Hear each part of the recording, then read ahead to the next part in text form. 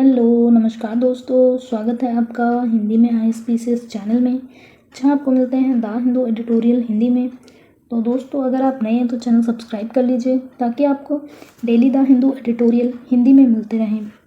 तो दोस्तों, आज का जो विषय है वो एनेक्साइटी यानी चिंता से रिलेटेड है। तो संपादकीय शीर्षक जान लेते हैं, जो कि है चिंता विकार और इसका उपचार कलंक बना रहता है। यह आपके प्रीलिम्स में राष्ट्रीय और अंतर्राष्ट्रीय महत्व की समसामयिक घटनाएं, मेंस में GS पेपर 2 स्वास्थ्य से रिलेटेड है।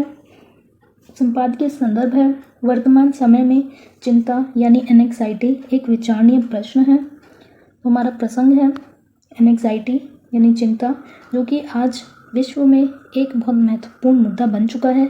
ये मानसिक स्वास्थ्य जो समस्या है, ये जो बीमारी है, ये बहुत ही ज़्यादा तीव्र गति से फैल रही है और इसका उपचार किया जाना बहुत ही आवश्यक है।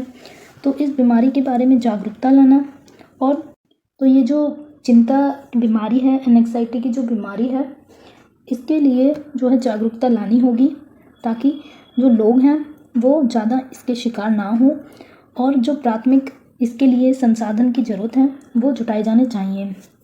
तो परिचय है, चिंता जो है एक भावना के रूप में दिन प्रतिदिन सभी लोगों के जीवन में जो है अनुभव की जाती है और ये लगातार और अक्षम कर देती है। मनुष्य को जो है बहुत ज़्यादा इससे खतरा होने लगता है। ये जो भावनात्मक प्रतिक्रिया है बहुत ही ज़्यादा इंसान को जो है तोड़ देती है और वो काफ़ी ज़्यादा बीमार और अक्षम होने लगता है। तो ये जो लड़ाई है वो शारीरिक न होकर मानसिक है। तो इस मानसिक जो चिंता का विषय है उसका जो है निदान मानसिक रूप से ही किया जा सकता है। जो चिंता होती है वो जो है शारीरिक परिवर्तनों को भी दिखाती है। तो जब किसी में एनेक्साइटी या चिंता होती है, वो जो है अपने शरीर में भी परिवर्तनों का अनुभव करता है। जब उसे स्ट्रेस होता है तो उसकी जो दिमाग है उस पर भी असर पड़ता है, हार्ट जो हैं उन पर भी असर पड़ता है। और जो चिंता है वो भविष्य के खतरे या दुर्भाग्य की आशंका, इनसे जो है प्रभावित रहती है। तो इसके जो लक्षण हैं उनका जो है निदान किया जाना काफ़ी आवश्यक है ताकि जो इससे होने वाली हानि है उससे जो है बचा जा सके। तो ये जो चिंता है उसका एक ऐतिहासिक संदर्भ रहा है।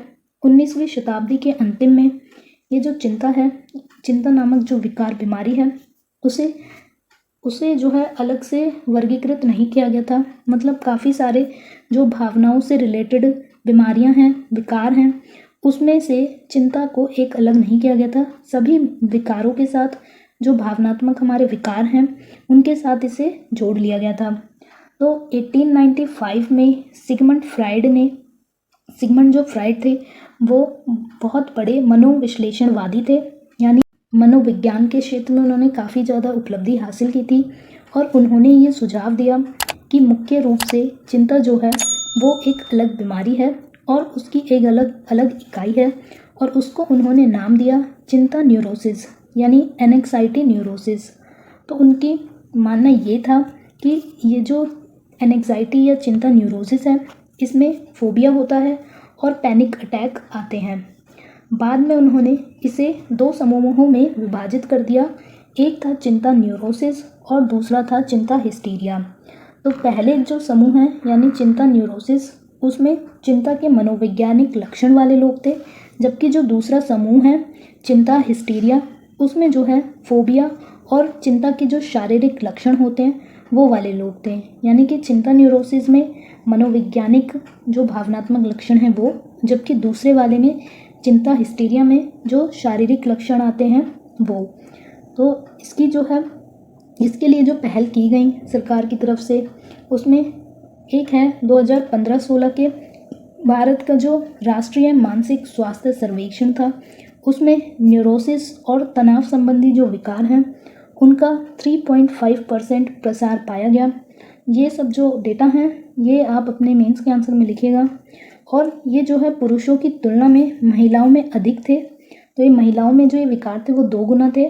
और इस बात के सबूत भी मिले कि बचपन, किशोरावस्था और शुरुआती जो वयस्कता होती है उसमें उसकी जो डेवलपमेंटल ये जो स्टेजेस होती हैं, इनमें चिंता जो विकार होता है उसका उच्च जोखिम रहता है। यानी उसमें जो है इस ये जो अवधि होती है बचपन की, किशोरावस्था की और शुरुआती वयस्कता की, इसमें जो है चिंता यानी एनेक्साइटी होने का काफ़ी उच्च जोखिम रहता है। तो ये जो चिंता है इसकी नैदानिक विशेषताएं देख लेते हैं। तो सबसे पहले सामान्यीकृत चिंता विकार, यानी कि अत्यधिक चिंता यानी जो 6 महीने से अधिक रहती है उसे क्रॉनिक एनेक्साइटी यानी अत्यधिक चिंता कहते हैं। और ये विशेष परिस्थितियों तक ही सीमित नहीं होती, जैसे कि केवल एक सामाजिक कार्यक्रम है, बल्कि इसका दायरा बहुत बड़ा होता है। इसमें जो है आशंका, तनाव, ध्यान केंद्रित करने में कठिनाई आदि काफ़ी सारी जो है परेशानियां शामिल होती हैं। दूसरा होता है पैनिक डिसऑर्डर, जिसे गंभीर चिंता कहा जाता है और ये पैनिक अटैक के रूप में भी जाना जाता है। तो इसमें जो है अप्रत्याशित उछाल होते हैं, यानी कि काफ़ी ज़्यादा अटैक्स होते हैं जो कि आमतौर पर 10 मिनट के भीतर चरम सीमा पर पहुंचने की संभावना रखते हैं। और इसमें जो है दिल की धड़कन तेज होने लगती है, सीने में दर्द होता है, चक्कर आते हैं। तो ये जो है काफ़ी ज़्यादा गंभीर एक बीमारी बन गई है जिसका कि इलाज किया जाना ज़रूरी है। तो सामाजिक चिंता जो है वो भी एक विशेषता है, क्योंकि दूसरों द्वारा कई बार जो है नकारात्मक रूप से जांचा जाता है, दूसरों के द्वारा हमारा नकारात्मक मूल्यांकन किया जाता है। उसकी वजह से भी मरीज जो है उपहास का या अपमान का पात्र बन जाता है। तो ऐसी स्थितियों से बचना चाहिए। और चौथा है अलगाव। तो जो एनेक्साइटी में होता है पेशेंट या चिंता से ग्रसित होता है, उसे जो है अलगाव सताता रहता है, वो ज़्यादा समाज में जुड़ता नहीं है और भय के कारण या चिंता के कारण वो ज़्यादा व्यक्तियों के साथ जुड़ाव नहीं रखता है। तो घर से अलग होने का अनुमान करता है, वो अपना जो अटैचमेंट है वो अपना अटैचमेंट ख़त्म कर लेता है और अलगाव होने की भावना उसमें काफ़ी ज़्यादा तीव्र हो जाती है।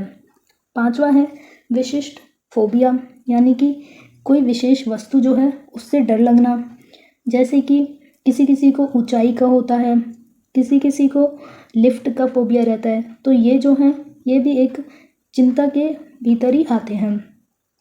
तो इसका इलाज किया जाना, सबसे पहले उपचार की आवश्यकता, उसके लक्षणों की गंभीरता, निरंतरता और रोज़मर्रा की जो ज़िंदगी है उसके बारे में पता लगाकर सभी चीज़ों के बारे में, सभी लक्षणों के बारे में जानकारी प्राप्त करके उसका उपचार किया जाना चाहिए। इसमें जो है रोगी और जो चिकित्सक है वो आपस में बैठ करके जब बात करेंगे, सलाह मशवरा करेंगे, तभी इसका निदान निकल सकता है, क्योंकि ये एक भावनात्मक बीमारी है। तो इसके लिए कुछ थेरेपी भी अपनाई जाती हैं, जिनका आप नाम लिख सकते हैं अपने आंसर में, जैसे कि सेरोटोनिन रीअपटेक इनहिबिटर। दूसरा है संज्ञानात्मक व्यवहार थेरेपी। तो इन टाइप के कोर्स जो हैं वो इससे लड़ने में मदद करेंगे। तो निष्कर्ष जान लेते हैं, चिंता नामक जो विकार है वो हमारे समुदाय में बहुत तीव्र गति से फैल रहा है और ये मानसिक जो बीमारी है, जो स्वास्थ्य समस्या है, वो बहुत तीव्र गति से पूरे विश्व में फैल रही है, जिसका इलाज किया जाना बहुत ज़रूरी है। तो जागरूकता की कमी के कारण या फिर कम मानवीय संसाधनों के कारण ये जो है इसका उपचार नहीं किया जाता है और इसका जो विकार है वो बढ़ता जाता है। क्योंकि आप भी देखते होंगे, कोई अगर चिंता में, एनेक्साइटी में रहता है तो धीरे धीरे वो आदमी जो है फिर डिप्रेशन में चला जाता है, जिसकी वजह से और भी ज़्यादा गंभीर जो है स्थिति जो है गंभीर हो जाती है। तो इसलिए इसका जो है इलाज साथ ही साथ किया जाना बहुत ज़रूरी है, ताकि जो लोग हैं उनमें जो भावनात्मक कमी आ गई है, जिस भी वजह से वो परेशानी फेस कर रहे हैं, उस परेशानी का निदान किया जा सके, ताकि उन्हें कोई बीमारी ना लगे और शारीरिक मानसिक दोनों रूप से वो स्वस्थ रहें। तो ये आज का एडिटोरियल था। Thank you so much.